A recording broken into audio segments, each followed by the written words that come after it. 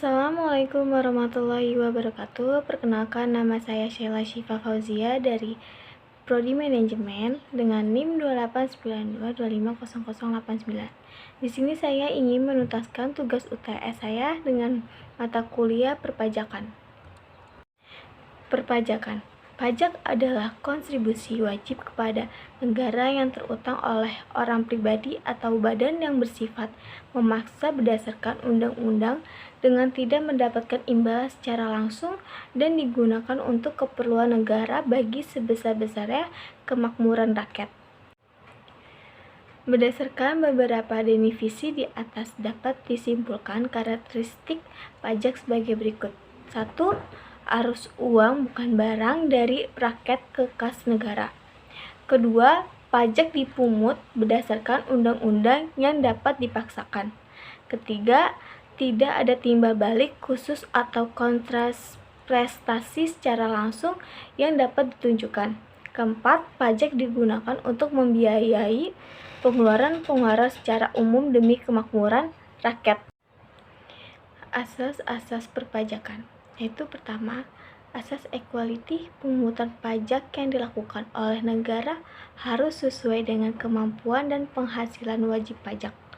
Negara tidak boleh bertindak diskriminatif terhadap wajib pajak. Kedua, asas sentralisasi. Semua pemungutan pajak harus berdasarkan undang-undang sehingga bagi yang melanggar akan dapat dikenai sanksi hukum. Yang ketiga, asas convenience of payment. Pajak harus dipungut pada saat yang tepat bagi wajib pajak. Saat yang paling baik misalnya di saat wajib pajak baru menerima penghasilan atau di saat wajib pajak menerima hadiah.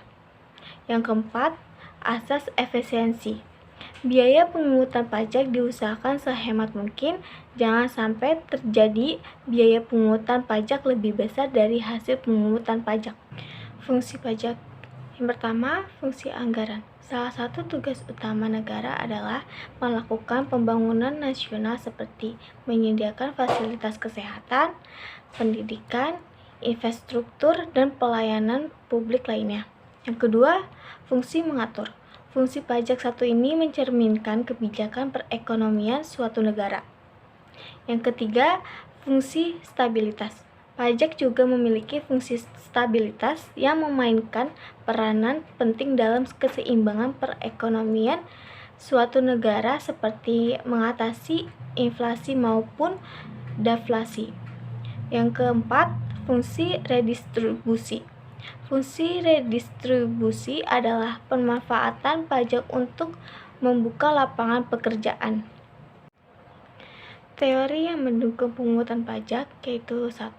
Teori asuransi, kedua teori kepentingan, ketiga teori gaya pikul, keempat teori bakti, kelima teori asas gaya beli.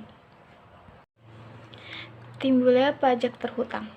Meskipun belum ada peraturan yang menjelaskan tentang timbulnya utang pajak, para praktisi saat ini menggunakan dua teori atau dua ajaran yang mengatur timbulnya utang pajak. Yang pertama, ajaran From Mill. Utang pajak timbul karena dikeluarkan surat ketetapan pajak oleh fiskus, pegawai pajak yang membantu wajib pajak atau subjek pajak dalam memenuhi kewajiban perpajakan. Hal ini terjadinya jika pemungutan pajak dilakukan dengan Official Assessment System, yaitu sistem pemungutan pajak di mana jumlah pajak yang harus dibayar dan dihitung oleh fiskus. Kemudian, fiskus akan mengirimkan surat pemberitahuan terkait jumlah yang harus dibayarkan kepada wajib pajak. Yang kedua, ajaran material.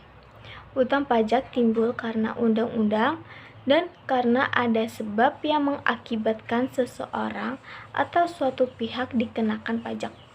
Sebab-sebab yang membuat seseorang memiliki utang pajak diantaranya pertama, perbuatan, yaitu mendirikan bangunan, melakukan kegiatan impor atau ekspor, serta berpergian ke luar negeri. Yang kedua, keadaan, yaitu memiliki tanah atau bumi dan bangunan, memperoleh penghasilan, serta memiliki kendaraan bermotor. Yang ketiga, peristiwa atau kejadian, yaitu mendapatkan hadiah undian. Jadi sampai saat ini, para praktisi menggunakan dua ajaran ini untuk menilai munculnya utang pajak pada wajib pajak. Jenis-jenis pajak penghasilan itu ada 4. 1. Pajak penghasilan pasal 21. PPh pasal 21 merupakan pajak atas penghasilan berupa gaji, upah, honorarium, tunjangan, dan pembayaran lain dengan nama dan dalam bentuk apapun sehubungan dengan pekerjaan atau jabatan, jasa, dan kegiatan yang dilakukan oleh pribadi subjek pajak dalam negeri. Pajak penghasilan pasal 22, PPh pasal 22 dikenakan kepada badan usaha tertentu, baik usaha milik pemerintah ataupun swasta yang kegiatannya berhubungan dengan perdagangan ekspor atau impor dan juga penjualan barang mahal. Yang ketiga, pajak penghasilan pasal 23. PPh pasal 23 merupakan pajak yang dikenakan pada penghasilan atas bunga pinjaman meliputi bunga premium, bunga diskonto, dan jaminan pengembalian utang, dividen, royalti, hadiah, dan penghargaan, sewa, dan penghasilan lainnya yang terkait dengan penggunaan aset selain tanah atau bangunan atau jasa selain yang dipotong PPh pasal 21. Untuk tarif PPh pasal 23 dikenakan atas nilai DPP atau jumlah bruto penghasilannya. Yang keempat, pajak penghasilan pasal 25. PPh 25 merupakan pajak penghasilan yang dibayar dengan cara mengangsur agar meringankan beban wajib pajak dalam membayar pajak tahunannya dan pajak terhutangnya dilunasi dalam jangka waktu 1 tahun di mana pembayarannya tidak dapat diwakilkan. Bila telat melakukan pembayaran, maka akan dikenakan bunga sanksi pajak per bulan. Pajak bumi dan bangunan. Pajak bumi dan bangunan adalah pajak yang dikenakan atas bumi dan bangunan.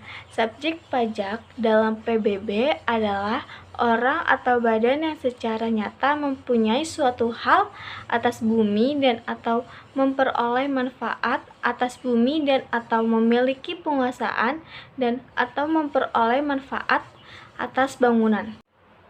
Sekian dari presentasi saya. Dan terima kasih. Assalamualaikum warahmatullahi wabarakatuh.